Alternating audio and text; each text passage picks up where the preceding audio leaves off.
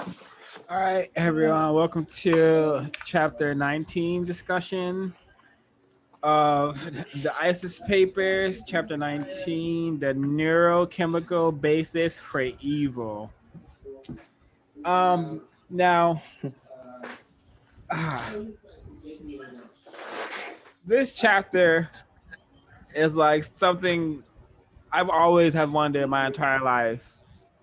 Why is it so evil? Why is so much evil in the world?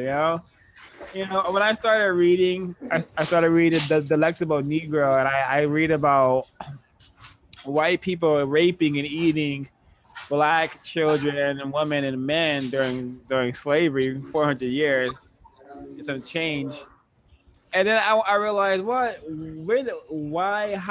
and how is this evil possible? You know, and I believe the ISIS papers has that answer for what evil is, what to call evil, and perhaps how even to destroy evil. Thoughts, comments, concerns. Yeah, for me, I also wondered. I've always wondered that does melanin stop you from having?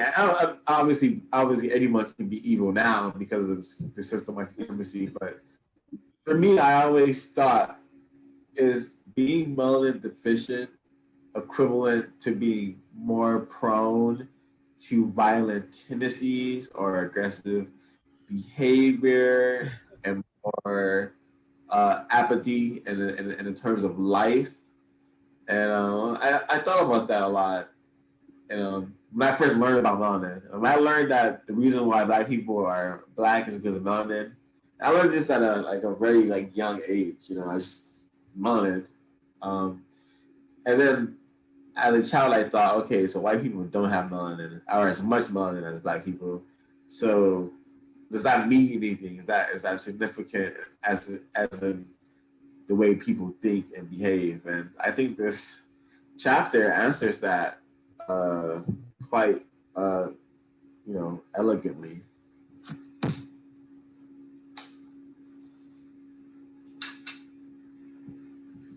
Yeah, well, I think it's really important to understand what evil is, and she breaks it down a bunch. In this chapter, I'm gonna share something I have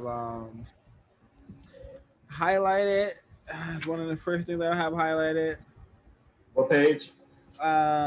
This is 233, and it says, I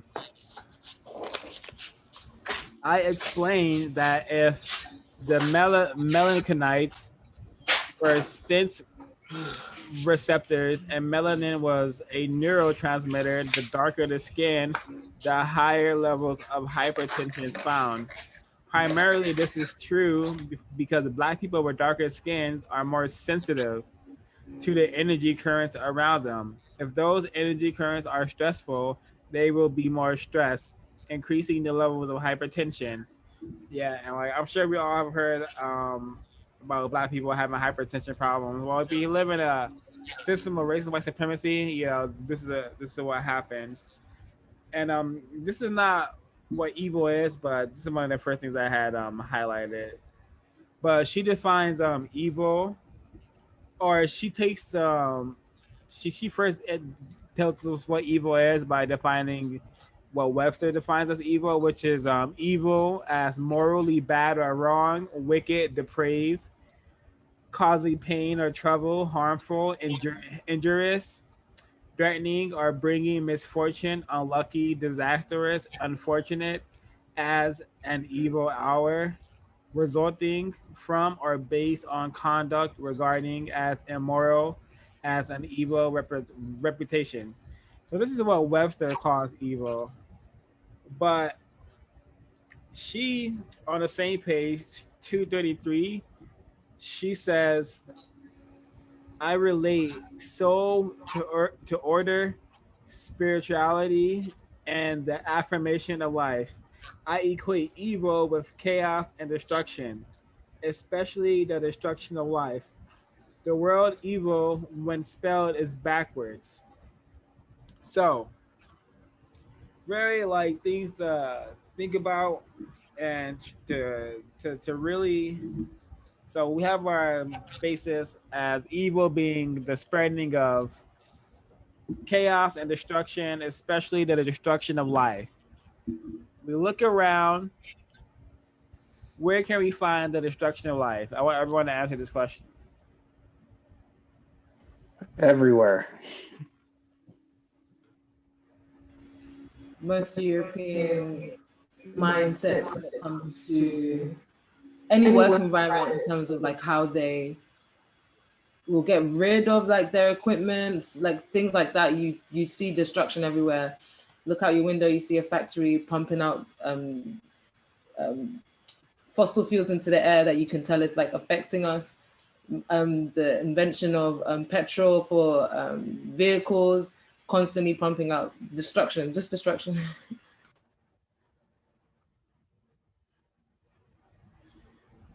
Trey, where it says destruction of life on planet Earth?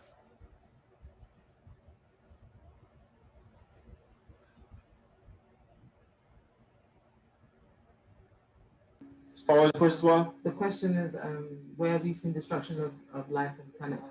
where have I seen destruction of life on planet Earth? I've seen destruction of life on planet Earth in my neighborhood.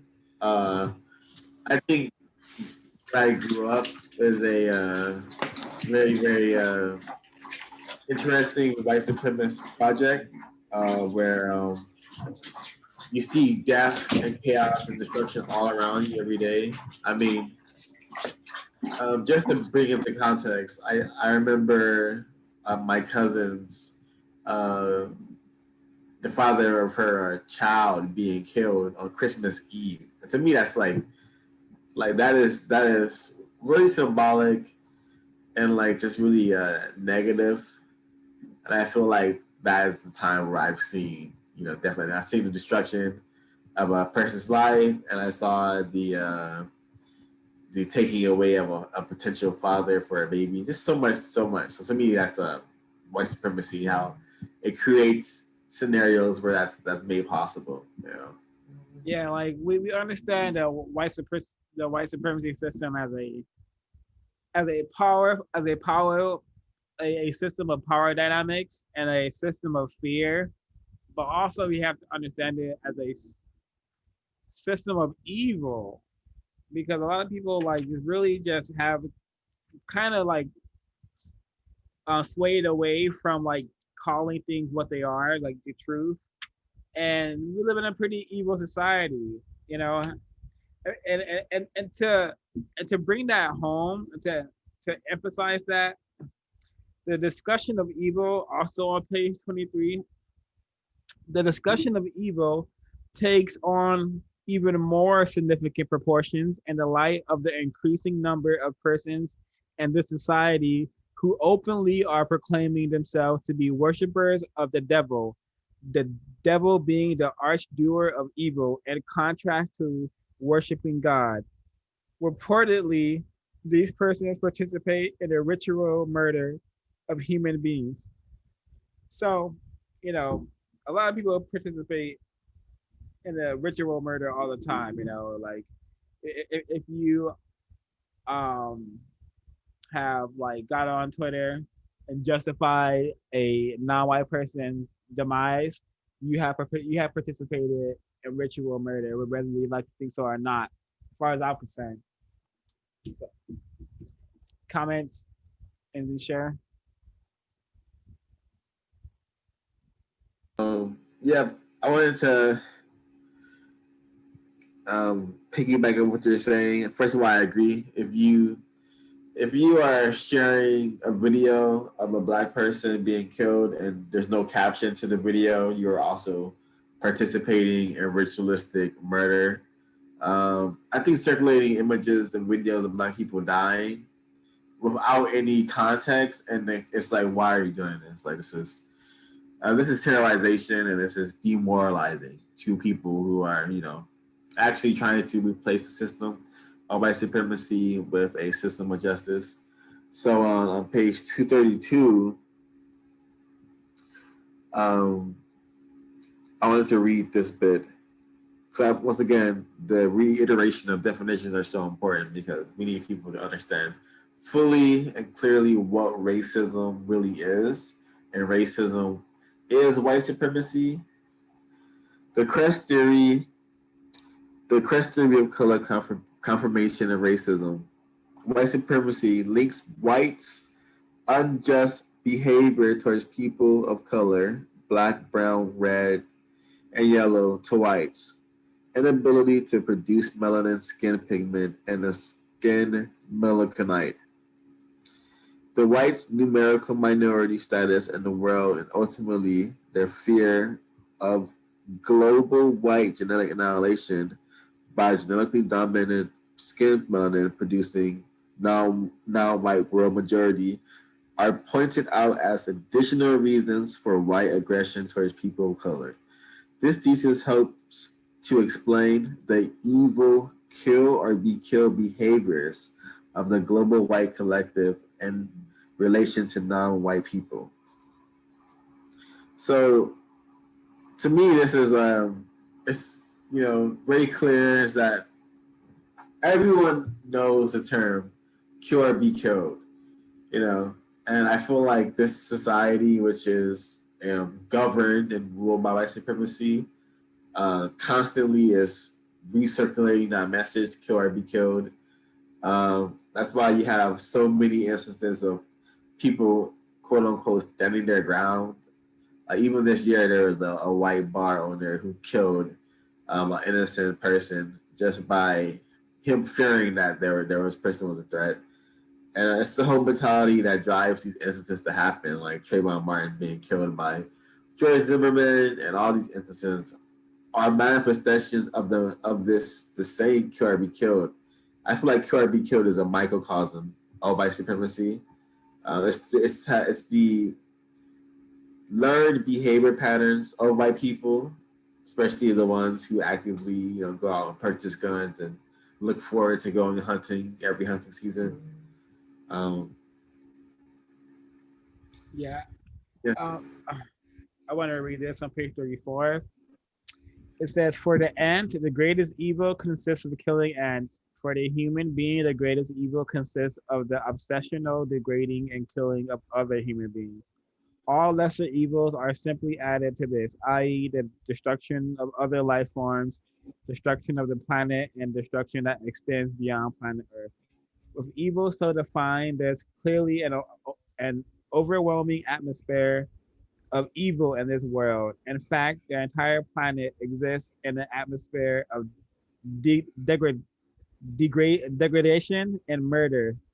To ignore this evidence of evil, this obsession with mass killing and death, is only to participate in the establishment and the maintenance of its reality, in effect, to participate in evil." So I want to hear you guys' thoughts on this. And I totally agree to what she's saying. Like, you can't be you can't be neutral on a moving train. The moving train is racing on white supremacy.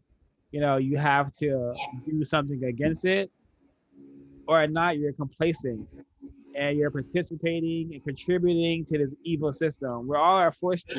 Even every person in this group is still forced to participate in this system and forced to participate and produce evil effects for the system.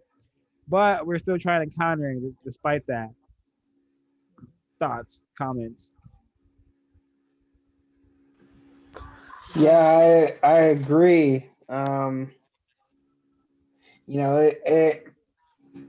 totally agree with what she's saying. I feel the issue, a lot of the issue too comes with people not understanding. It's like they all kind of think they're doing their form of stopping racism and countering racism and white supremacy. So they definitely need to understand what white supremacy is, and she's breaking it down in that paragraph.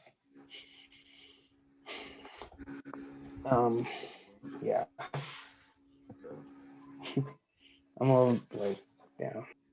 Yeah, I really like that breakdown that but both of you had written out about the part about killing an ant and killing a human and the lesser of evils. And I just thought about how we are just desensitized. When reading that chapter, it made me think about how we're just so like slowly desensitized towards killing through, of course, gaming, but then also like the like the saying you wouldn't hurt a fly, but then we have like instant ant killer, instant like fly killer, and then the disregarding of like killing of plant of sorry the disregarding of killing of animals.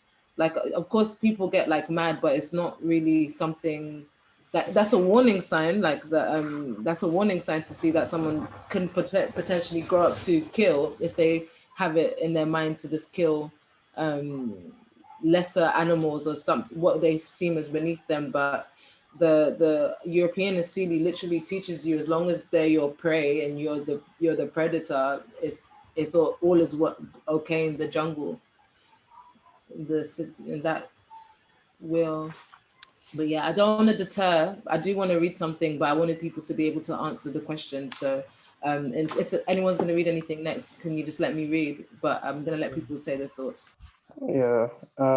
Yeah, but I thought What's the question? that paragraph perfect, like that was Yurugu summed up pretty much in that paragraph. That kill or be killed is like how they feel, like through Tamaroho, and how they express it.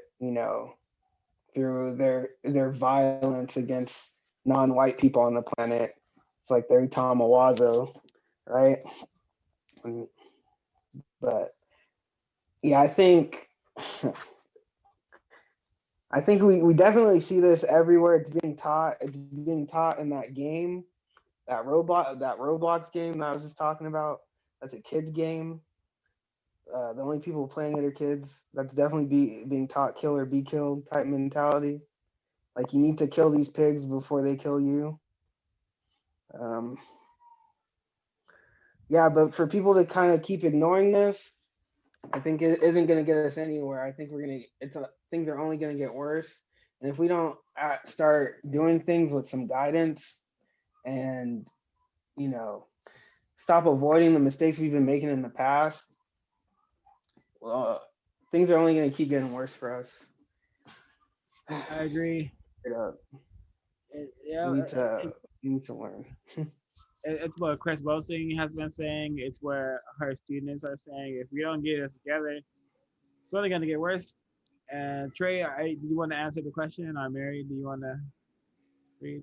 Yeah, so the question was, what are my thoughts on what you read about the killing an ant is the worst thing you can do as an ant, and killing a person is the worst thing you can do as a person. That Well, the question was, how do you feel um, about like what? Yeah, basically what like about participate being complacent in evil. Like, do you feel like if you're not countering racial white supremacy, are you being complacent in evil as she has stated? um, yeah. I mean, even how you worded it, kind of not kind of it resonated with me a lot and allowed me to even remind myself to be more honest when I'm talking to people about white supremacy Yeah. and being honest. But we're not in a position to counter like military advances and like aircraft and things like that. But we can be honest with our voices. So for me, of course, if you're living and on planet Earth, you are definitely complacent in white supremacy. I've been aware of that uh, for a long time, and if you're not calling it what it is, you're also complacent in it. And I do think it's evil. It's an act of evil, and I'm gonna let Mary read, but I do want to like dissect the word live because this book definitely gave me some new perspectives on the word live. And Small, what you read earlier about how like devil worshiping is practiced a lot on planet Earth, and how that's considered evil, and how that involves ritualistic sacrifice. I personally think when police officers kill black people, like that is a devilish act, and they are sacrificing these men and these women. That's what I believe. I agree. I agree that completely. The statement that you just made in terms of it also being a ritual to, I would say, yeah, let's call it to Satan, which brings me to what I wanted to read out on page 231, where Dr. Frances Cress Welsing talks about the Kabbalah, and it's saying its literal meaning and its tradition, but more so the breakdown in that chapter, that little verse that she gave us that talks about the concerns of Satan. For me, it was profound reading this and knowing what we know about, like what we talk about, white people talking in circles when you ask a direct question, if they are trying to lie to you, or like leave you in a confused state, or like just how society in general wants you to be confused, feel annihilated, be in fear, so you participate in capitalism and consume to give yourself value or feel some type of way, or to feel just to feel anything, I would say. But let me just read this out. It teaches that there is in God a principle that is called evil, and it lies in the north of God, in the north of God. Of it is written, I want to say Jeremiah verse 1, chapter 14. Out of the north the evil shall break forth upon all the inhabitants of the land. That is to say, all evil that comes upon all the inhabitants of the land breaks forth out of the north. And what principle is this? It, it is the form of the hand. It is the form of the hand, the one of the seven holy forms which represent God as the original man. And it has many messengers, and all are named evil. And it is they that fling the world into guilt, for the tubu is in the north. And the tubu means precisely the evil that confuses men until they sin. And it is the source of all man's evil impulses.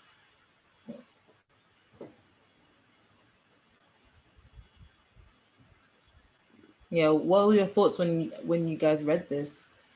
I was like, damn, there's so many ways I could take this. I take it as like evil literally coming out of the north, meaning Europe, meaning white people, manifestations of evil. And That's exactly also what I like thought. the evil exists in the northern part of God. You see the planet as a mini version of God in the mind of God.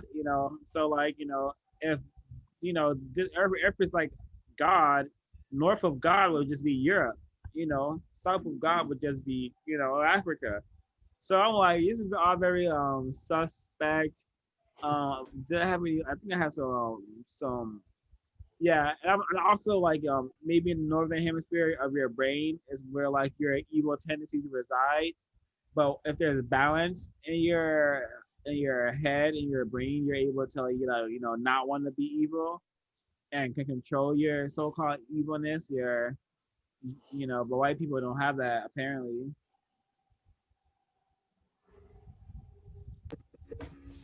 I want to answer the Yeah, question. I definitely thought it was the North. When I thought of the North, I thought of Europe instantly too. Uh, Sorry, I just lost my train of thought. I need to find the paragraph again. Yeah, I want to just hop in. I also, when I read that, I was like, okay, so the North. I didn't get as um deep as what I did with the whole mind, like the northern hemisphere of the brain. Check that out. Yeah, but I feel I like didn't think that either. go with it. But for me, the moment I said north, it was to me I was like, of course it's Europe, and it reminded me of like I worked with this white person, and she's a white woman, and when she sees me, she'll like call me king, and it's make me feel really uncomfortable because it's a white person doing it. And like and innately I called her Queen of the North, and to me it just mean like Europe, because like Queen of Ice people, Queen of Evil now, honestly, because this the Kabbalah is tradition, and I when I was reading this, so many messages were coming into my head about like what this whole chapter is going to entail. It even talked about Osiris and his white brother Set, so it goes pretty deep. Yeah, it's like white, like almost like white skin has been like historically, like for like all time, been toxic. Not not a good thing for humanity. But it's like almost like Africans know this and understand this. Like we still allow them to, like, I'm not gonna say allow them, but like we still respect their right to life. So by let but it's like we know that they will always attack non-white people because of, I guess, the white skin and the issues and the insecurities it's creating for them. And it seems to be like this was in ancient Egypt. It seems like that's what Set and Osiris, that seems like their relationship.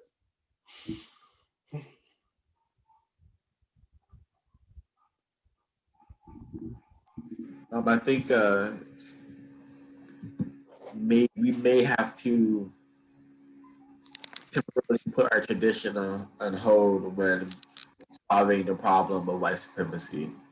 Yeah, because what you guys said historically, they have acted as the. I mean, let me go back. Actually, I think it's so interesting how like white people's reputation, like in the media and like on the world globally, is collectively good. How people really think, oh, I'm working with a white person, so it's gonna be good. I'm doing business with a white person, so it's gonna be good.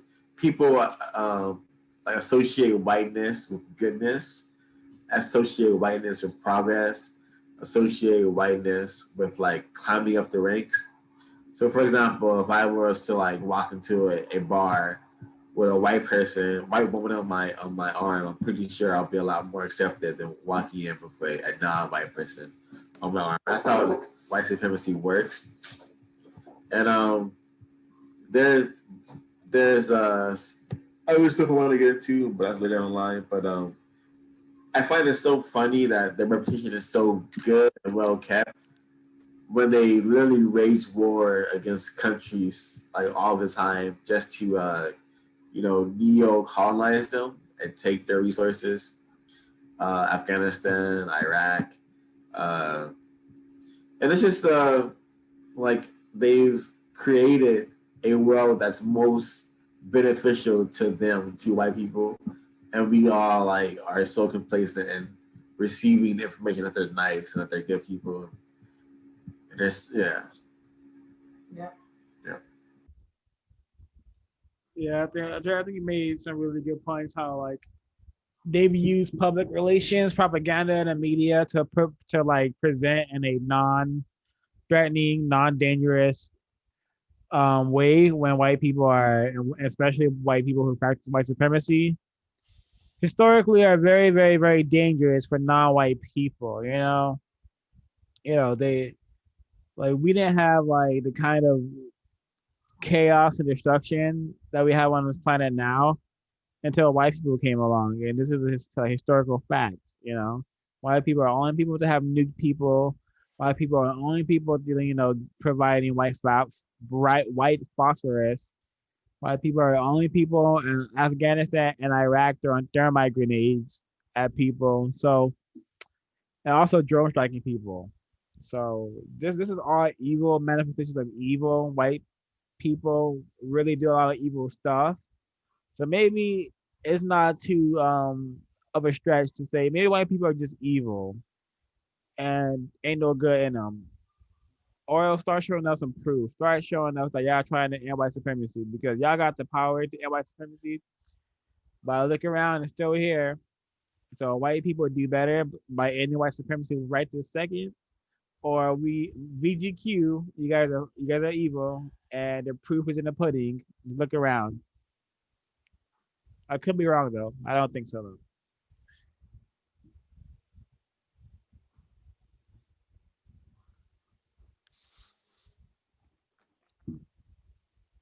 Yeah, I made that comment earlier. I thought, yeah, I think white people, like you said, white people are like pretty good at making it seem like it's not a race problem. You know, they've used things like the Holocaust for an example, but it's always been about about race. And I think that's something that, you know, non-white people. Can you guys hear me?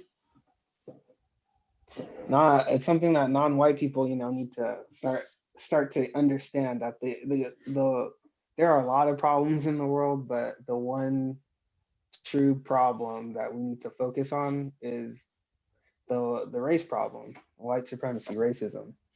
Goes back to that diagram from chapter 2, chapter 1. Yeah. Uh, Yeah, And yeah, so yeah. I want to read this. It's on page 235, and it says one of the most disturbing facts that came out in the Adolf Eichmann trial was that a psychiatrist examined him and pronounced him perfectly sane. We equate sanity with a sense of justice, humaneness, with prudence, with the capacity to love and to understand other people. We rely on the sane people of the world to preserve it from barbarism, madness, and destruction. Now it begins to dawn on us that it is precisely the well adapted one, the one who can, without qualms and without nausea, aim the missiles and press the buttons that will initiate the great festival of destruction that they, the same ones, have prepared. So I think and this is stated by Thomas Mecton in his raids on the unspeakable. So I want to like try to analyze this and dissect this because he says we will rely on a sane people of the world to preserve it from barbarism, madness, and destruction. All right. So I'm gonna say the three things again: okay. barbarism, madness, and destruction. As far as I'm concerned, I see that every single day. I see white people behaving in this manner every single day, and I think I'm certain they have trained all non-white people to also behave in this way. So I think the same people, just because they have fancy clothes on, fancy suits, and they know how to control or order the drone strikes, doesn't make them any less mad or barbaric. Hmm. Definitely. I agree. I feel like white people have done a great job of like civilizing their barbarianism Yeah. Yeah, definitely. and They making us definitely. contribute to it. Mhm. Um, I wanted to read. Um, we can definitely get back to what Swah said, but I wanted to read this part about evil on page 233. So I'm into anagrams and symbols of words and how things could mean something spelled backwards.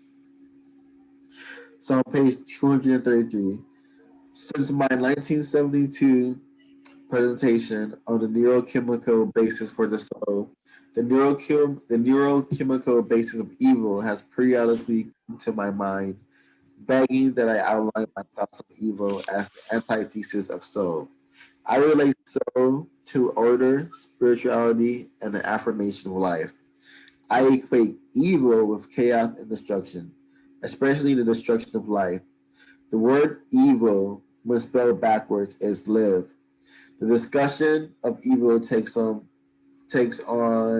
even more significant proportions in light of increasing numbers of persons in the society who openly are proclaiming themselves to be worshippers of devil, devil being the archdoer of evil in contrast to worshiping God. Purportedly, these persons participate in ritual murder of human beings. I'm just going to quote, Charles Manson family, killing people, drawing satanic circles on the wall.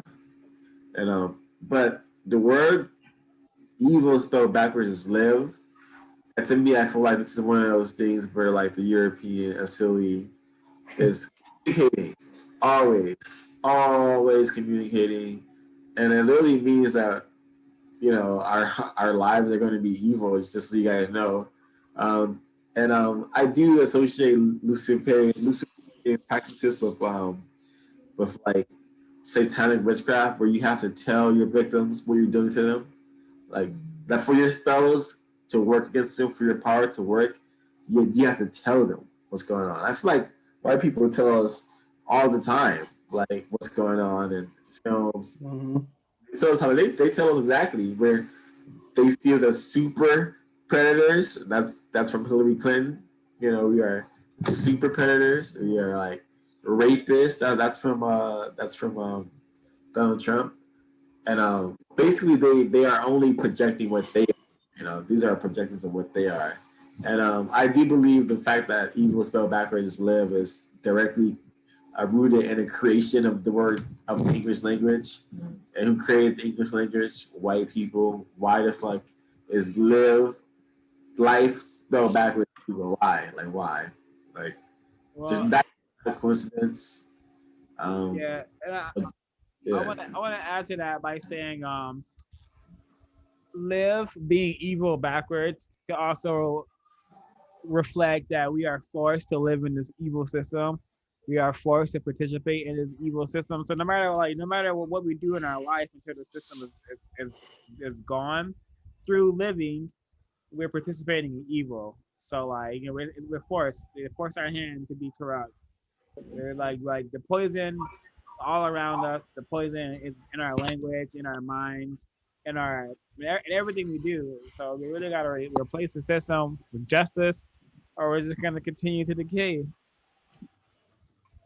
Yeah, Yeah. thank you so much for highlighting that, Trey. That really spoke to me when I read it out in when I read it in the chapter, and what that means to me. The fact that evil is lived backwards. Like that's actually it took me back in my memory to my primary school, and these are things that we had.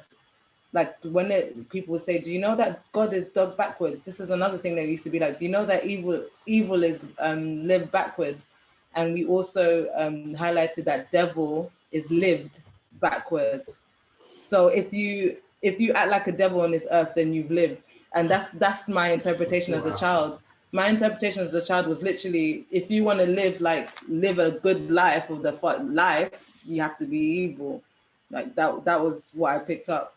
I had completely forgotten about it, but reading it here today has confirmed, like just to answer Trey's question, what that confirms for me is that the English language is a satanic instrument, and it probably was created in that same energy and purpose of being a satanic instrument, because how many different words backwards, like if your word for God is dog backwards, I don't know what other language, maybe correct me if I'm wrong, Aramaic, Hebrew, African based languages, Bantu based languages, what word could you say backwards would disrespect our creator, or the understanding of creation? Like the most beautiful words that have been developed from English, like nature, is derived from Kemet, which is Neteru, or Neter, and that's literally meaning Mother Nature. And understanding that, where's the word for evil in Kemetic? I'm sure it's not going to sound like evil, and I'm sure it won't be lived backwards. So that's just a confirmation that the English language is a satanic instrument. Yeah, thanks for that, for dropping those bars, those gems, man. I want to read this part because we all need to. Well, I'm sure everyone in this room right now in this Zoom call is aware of this, but those who may be supporters or watchers of this content, um, so page 36, and this is psychiatrist Scott Peck in his nationwide best-selling book, "People of the Lie: The Hope for Healing Human Evil," contends science has also steered clear of the problem of evil because of the immensity of the mystery involved. We do not yet have a body of scientific knowledge of the human evil deserving of being called a psychology. He also states, those of us who are Caucasians seem to have fewer compunctions about killing blacks or Indians or Orientals than we do in killing our fellow white men. It is easier for a white man to lynch a nigger than a redneck. The matter of the racial aspects of introspecies killing is yet another one deserving significant scientific investigation. He concludes, war today is at least as much a matter of national pride as of racial pride. So we've learned that when people say nationalism, it just means white supremacy supporter. So we have here again, just the total and the fact that this author, this white person, so casually used the N word like that is proof that he's a racist for sure. But yeah, well, I was gonna Yeah, say that everyone in the Zoom call is aware of this, but those of you for our watchers on the YouTube, you see black and non-white people dying the most because first of all, white people have not trained black and non-white people to kill white people. Also, you know, white supremacy is for the sake of white genetic survival. So you're not gonna see a lot of white death unless they want you to see white death, which would be called white sacrifices. But this is why it's important understanding racism, what it is, and how it works. yeah. I wanted to do something that really stood out to me, and I've always theorized and understood this because I just thought, okay, um, there's a multitude of color amongst black people. And I remember being a kid and like when you're a kid, you're really aware of things. And I was listening to Tupac as a child. Back in the berries, fruit of the Jews, I immediately associate that with skin color. And I started to perceive people with darker skin as being more powerful and more like, but it's more powerful. I said it's more powerful. More melanin equals more power. And I feel like this right here, as I was reading, I was like, getting those moments where you're like, I freaking knew it, and you like, snap your fingers or do something. I don't know what people do. Um, um, and so on page 233, in 1987, at the first Melanin Conference, I discussed the Crest theory on the George Washington Carver phenomenon, suggesting that the skin melanocytes of this very black skin scientist, high level concentration of melanin skin pigment,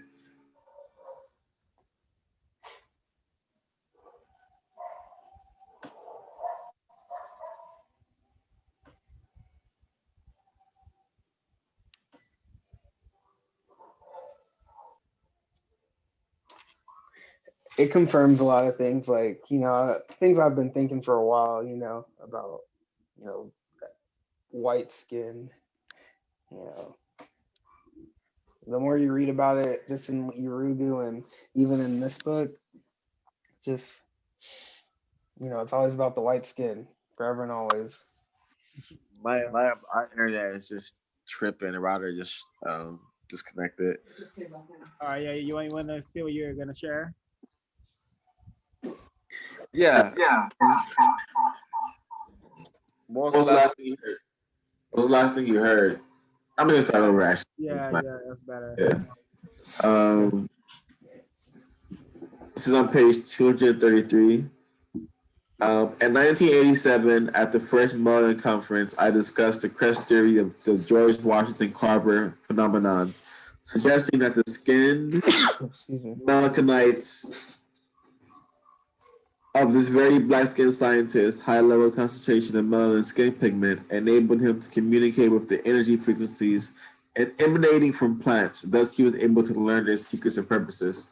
So, for context, George Washington Carver was like a dark skinned scientist who the CIA and like the army would come to him and ask him to make potions and like to make things, like to make plastic out of plants, all these types of like things that he could do because he's able to communicate with plants. George Washington Carver was also a victim of white supremacy, and having being castrated by his white, captives, meaning that the people who adopted him, of course, you can't have a black man having walking around with a penis, being around white women.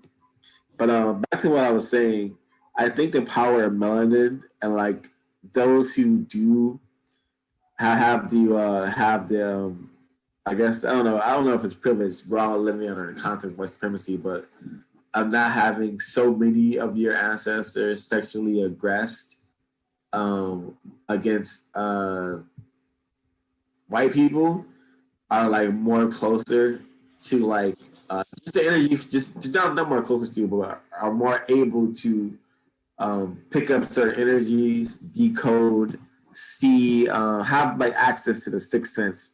She considers like the melanin to be something of a sixth sense, more in tune with the universe. To say, for example, like myself, I feel like I'm very, very in tune with the universe, but I'm also aware that my ancestors were sexually aggressed by white males during antebellum slavery. So therefore, I am not as like pigmented as some of my peers, some of my friends, and my loved ones. So I've always been aware that this does not like lightness is not necessarily associated with goodness. If anything, it's actually the opposite because for me to be uh, this color, people of my ancestry were raped by a white man, which rape is a act of evilness. Facts, bars.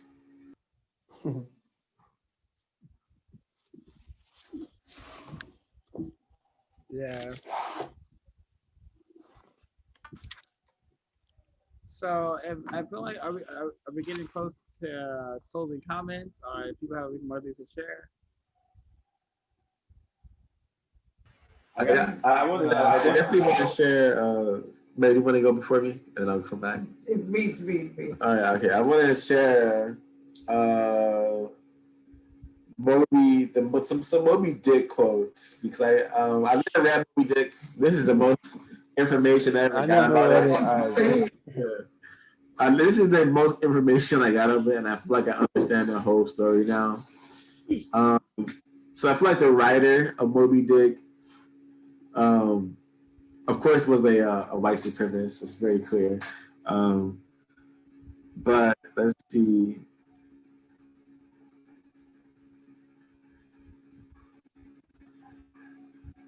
All right.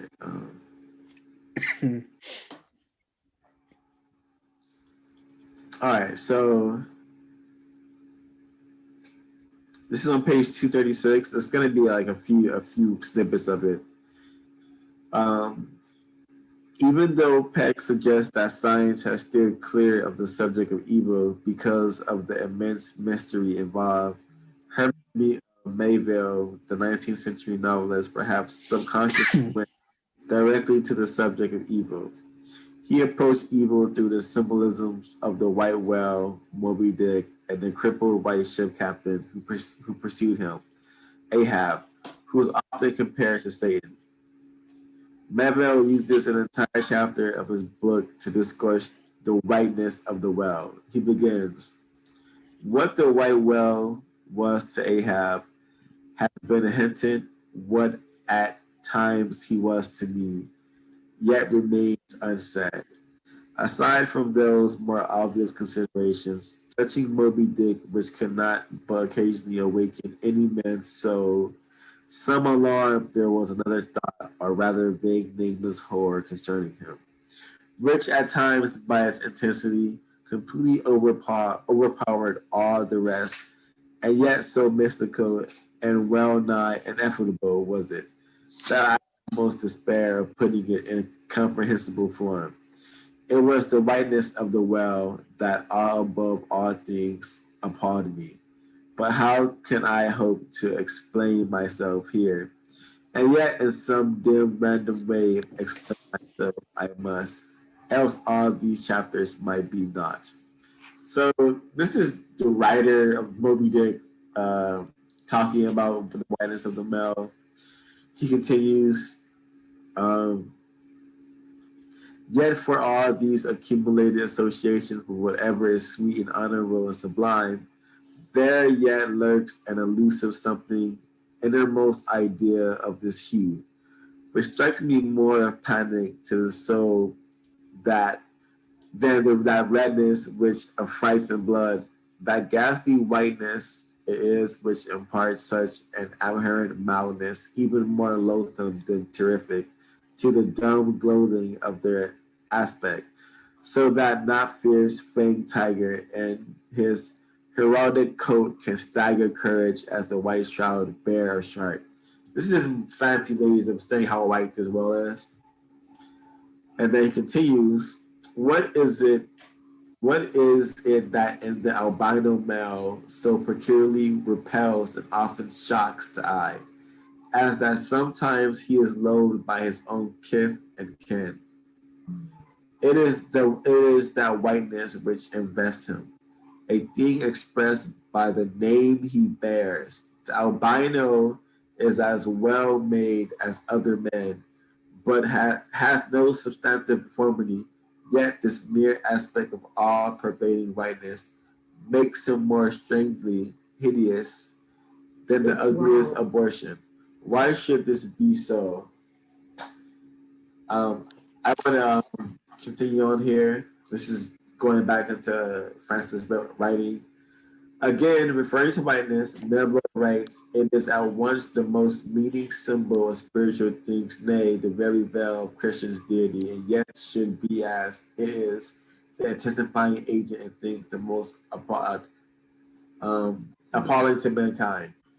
Melville's captain Ahab sees the white whale as all evil, of which he is in pursuit. And a letter to Nathaniel Hawthorne, Melville referred to Moby Dick as a wicked book. My own interpretation of the symbolism in this novel, which has been regarded as the greatest of all American novels, is that the crippled white Captain Ahab represents the mutant global white population afflicted with albinism, whiteness. The white whale is symbolic of racism, white supremacy, the major pursuit of the global white collective, the evil, destructive goal of the white collective. This furious evil pursuit in Moby Dick ends in a disaster for all, a deadly end in which the white ship captain and all of his crew, whites and non-whites alike, are destroyed. Yet one survived to tell the tale, foretelling the end of white supremacy as a specified power dynamic. Very, to me, very deep.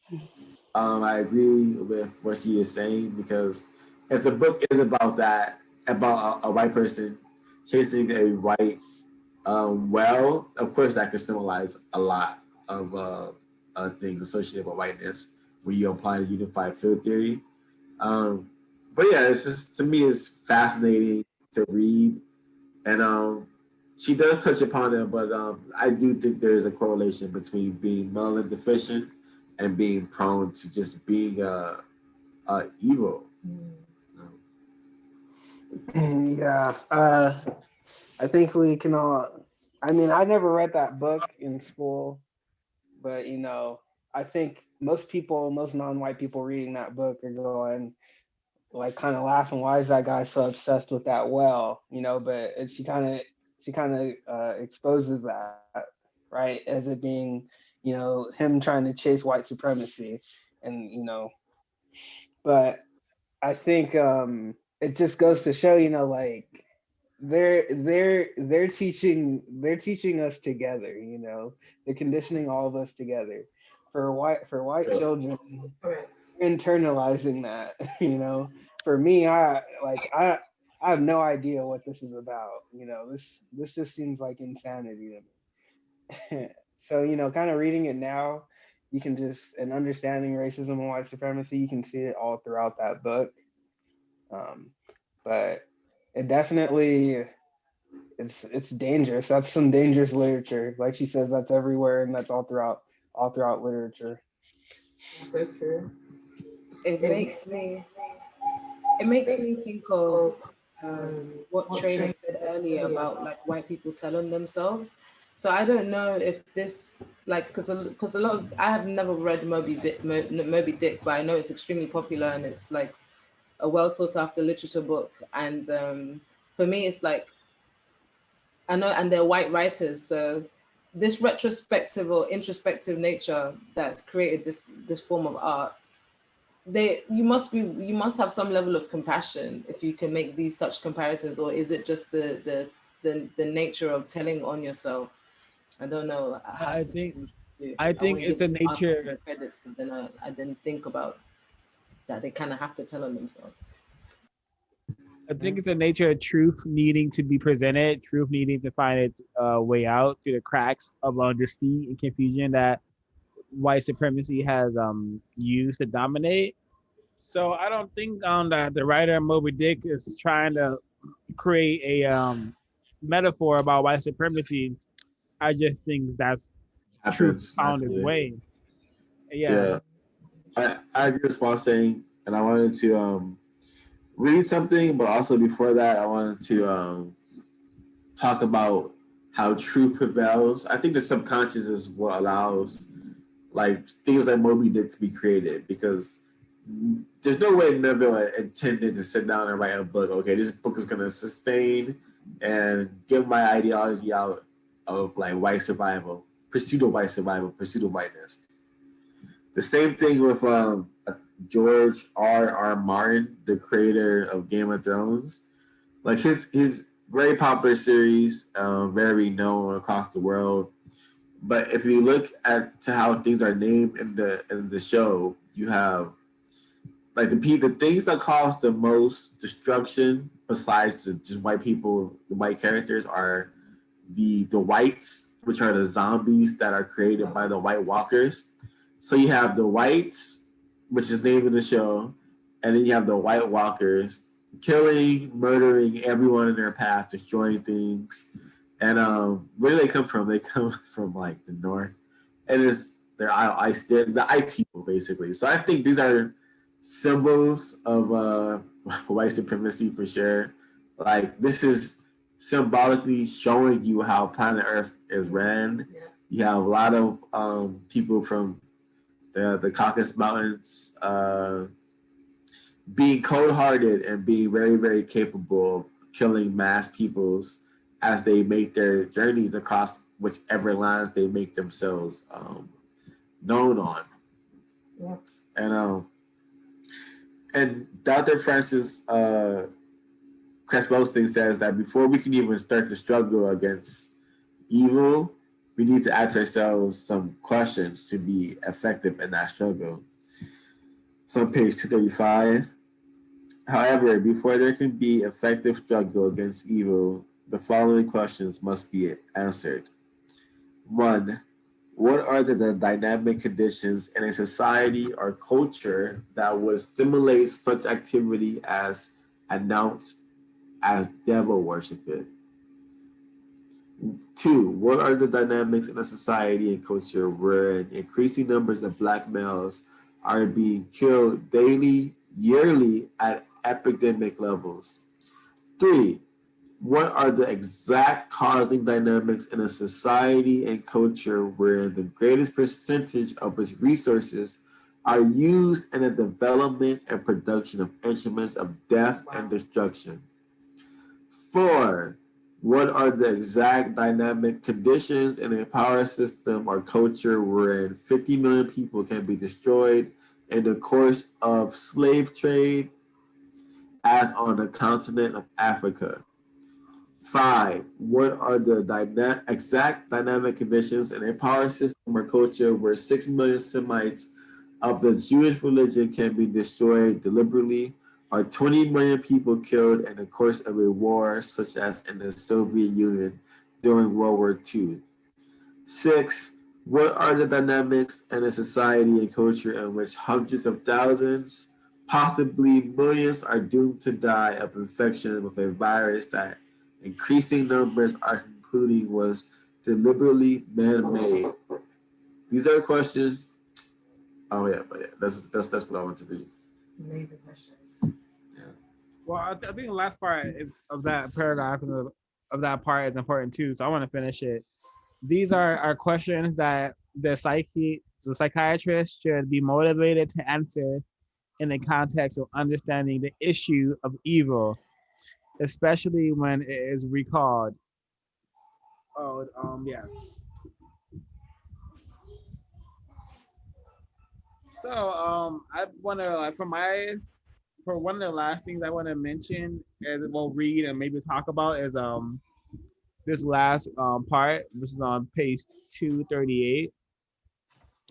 It says the deficiency of sensory awareness sets the stage for the absence of harmony, the chaos and destruction which is evil. Thus, injustice and evil of white supremacy is not only has its foundation in the numerical minority status of the white global population and its genetically recessive status in terms of melanin pigment production, but the very absence of melanin in the nervous system and significant degrees decreasing sensory input and thus sensitivity is an additional contributing factor to the problem of white supremacist injustice. White supremacy is the greatest known evil on earth. Likewise, racism, white supremacy is a unified force field that encompasses all of the lesser evils we now recognize. Indeed, if the absence of melanin obstructs the nervous system's ability to tune in to the total spectrum of frequencies in the universe, rendering those lacking melanin incapable of acting in a harmony with those frequencies, then it becomes incumbent upon those possessing melanin to counteract the evil. So us melanin producing folk, it's our job to counter evil, to counter racism, to produce justice, therefore creating harmony and peace in the universe. We cannot allow and wait on white people to solve this problem for us. They have proven time and time again they will not solve this problem. And maybe it's because they don't have enough truth and enough ability to process the truth to see what needs to be done about the problem.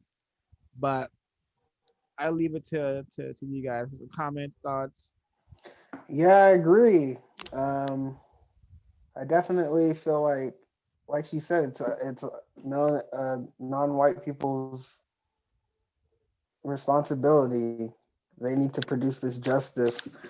So I think it goes back to, we need to understand that white people have this innate ability and it's within them. They think they behave. This is what they do. We need to understand that. And we need to protect ourselves. So there's a certain way we need to start operating. And in doing so, we'll practice self-respect and we'll gain the power, the necessary power to overcome white supremacy, in my opinion. But we need to understand that we cannot, like, you know mess with white people anymore. So that's a nice background. I completely, so yeah, I completely agree with the statement that you just made. Like, and also, okay, so, Swa, could you repeat the last part of your question again? It's kind of left my brain. Um, like I honestly forgot the question. I forgot the question. Does anyone remember the question? So, You're at that passage. Yeah, I don't know if I asked for a question or if I just asked for like it's a comment Yeah, on okay. like black people's responsibility to counteract evil or melanin producing people's responsibility to counteract evil. Produce justice. Yeah, it came back to me now, and it's if what I've taken on board now is injustice is synonymous to evil. If you're in a place where injustice is being practiced, then you're participating in evil. It's the evil practice to keep it going any further than it has. Agreed. Does anyone else want to share any closing comments? Yeah, I told you when I read that, it definitely resonated with me. I felt my calling. Calling is definitely my duty to combat evil, and I try to do that by being honest. Trey, how are you doing? Can't be doing too good when I'm living underneath the Holocaust. You know, being genocided, being under constant attack. So yeah, it is our job to combat evil and to like talk about things that people are afraid to talk about. For example, I have a friend who hopefully will be coming to our meeting this Sunday, and he's very excited to read chapters 14 and 15. And basically, he was saying that how he's worried about being like seen talking about this stuff, and I told him to just turn off his video and then change his name so no one would know who he was. But like he's from France, and like everything I was saying about white supremacy resonates with him, and he like experiences it every single day. You know, who talked about how he experienced every single day, and yeah, it's just like people are afraid because to combat evil, people are afraid to talk about white supremacy. There's really not trying to do it, you know. So I am, and I'll continue to do so until the white supremacy is replaced by a system of justice.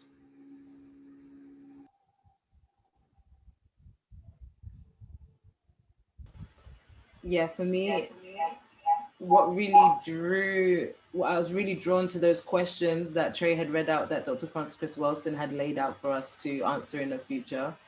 And some of them were like rhetorical, and not even rhetorical, just what are the dynamics in society and culture wherein the increasing numbers of Black males are being killed daily, yearly at epidemic levels. It doesn't answer itself, but we are being killed at epidemic levels, and it's like, why are we so complacent to it? And we get mad, we get angry. The trauma is circulated through social media, but they found ways to manage and control our disorganized anger and frustration. But for me, question 6 is something that we can be trying to answer like literally right now. These man-made infections and viruses that we're literally dealing with for the sake of control. Like COVID is all control for us. Ebola was control of Sierra Leonean and West African resources by making the country seem unsanitary. A lot of Black people themselves who are from the country were like holding back from traveling. I noticed that in my family circle, like everyone was like, oh, no, we can't go back. But then my mother was giving accounts because she had to go back because her husband was there. And that was like a strong tie. In her observations and travels, she was saying that majority white people are the ones traveling to Sierra Leone, and then coming back is full of Black people. So like they are being aware on a governmental and elitist level that you are man making all these evil acts so you can control a narrative, a country, or further your agenda. And it didn't stop them from traveling. It didn't stop them from feeling like they were going to be killed. So that just let me know that it's all fearmonger, it's all fear-based. And yeah, I look forward to being able to answer that question in its entirety through my version of life work. So yeah. And also, as a closing remark, I just want to give homage and respect to Dr. Frances Cress Welsing, and I feel like it should be a movie in terms of like an autobiography of her basically explaining her theories at this melanin conference, which I know was extremely white dominated. Like I just kept being taken back in my mind to any kind of convention like Comic-Con or any kind of space where a Black woman is trying to represent and trying to represent and just basically show up for themselves. And when talking about melanin, I can imagine the hostility and hostility that she probably got. Hopefully she had support, but I just pay homage and deep enough respect to Dr. Frances Cress Welsing for representing for us like that in the Melanin Conference. Something I aim to do and go to in one day in my life and contribute towards. Good point. Yeah. Wonderfully Thank you so said. much for sharing that. For me, oh yeah, I already answered. I wanted to ask a question to a group actually.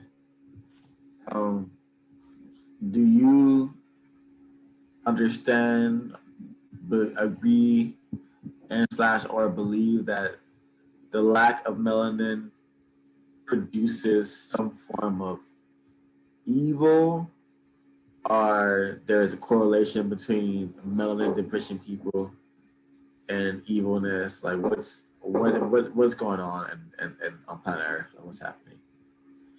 I will start by answering the question myself. I highly suspect melanin deficient people are prone to evil, and those who aren't prone to evil are trained to be evil by their people who raised them and by the culture and society they live in. So I can't even say if none of them aren't evil. So I'm just going, I could be wrong, but I highly suspect that I'm on the right track. What are your thoughts? Yeah, I also highly suspect you're on the right track, and that's why I answer. Yeah, I think so too. I definitely think we just gotta pay attention to the history of the world. Nobody has ever created a system like this. No group of people, no group of people has ever set out to establish and accomplish such terror on the world. So I think when you put it into that perspective, and you look at the group who is currently wreaking havoc on the world and terrorizing the world, it's those melanin deficient people, the people without melanin.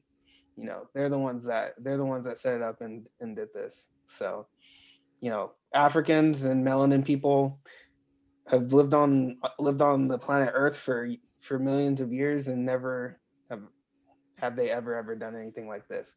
And you can even go further and say Black African people, melanated people were all over the world. You can see African statues all over the world. So they were intermingling with people. They were with other groups. They didn't terrorize them compared to when melanin deficient people started intermingling. And the lasting impact they left. So that's my answer.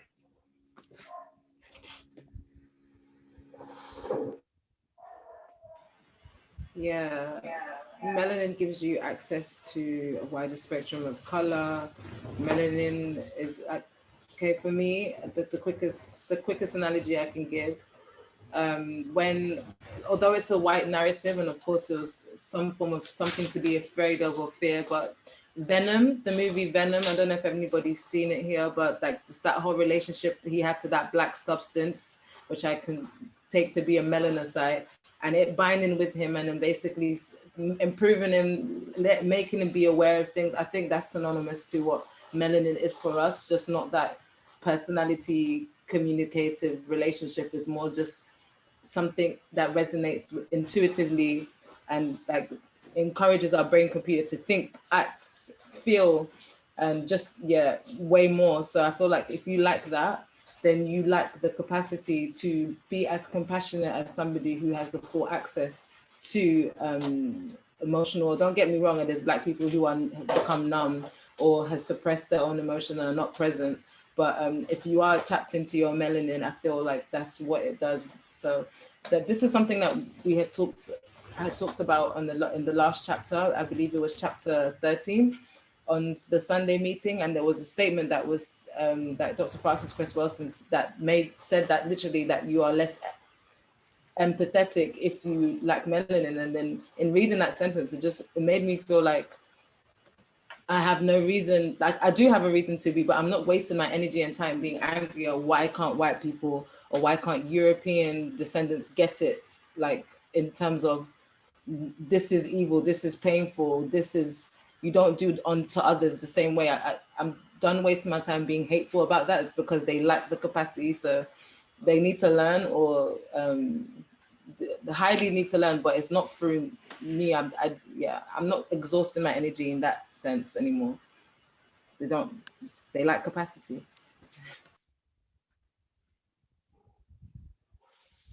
Very well said. Yeah, Also, thanks for sharing, everyone. Yeah, I think yeah, I believe that melanin deficient people are less empathetic. Therefore, it's easier for them to like create to brutalize people who are not white. And they do this. And I think I heard someone mention that you do evil shit, you become evil eventually. So whether or not they're born evil or they're made evil over time, the system that they have, the system that we are forced to live under is evil, very destructive, very chaotic. So I think by default, it's very safe to say all racist suspects, which are white people, are evil. And to a caliber, we are forced to be evil, but we are not the makers of evil. They are the makers of evil. I think it's important to understand. Um, I was gonna leave space for final closing comments. If not, you can adjourn. closing comments. You already said it. Yeah, I think I said all that I have to say too.